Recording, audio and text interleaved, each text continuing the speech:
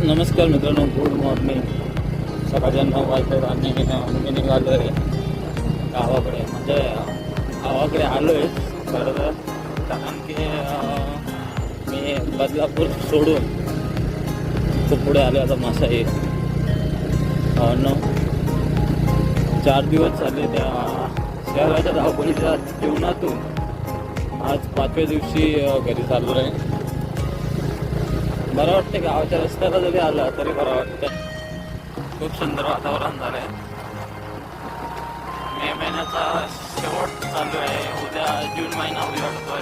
पावसाचं वातावरण झालेलं आहे. आता 2-4 दिवसात पाऊस सुरुवात होण्याची शक्यता आहे.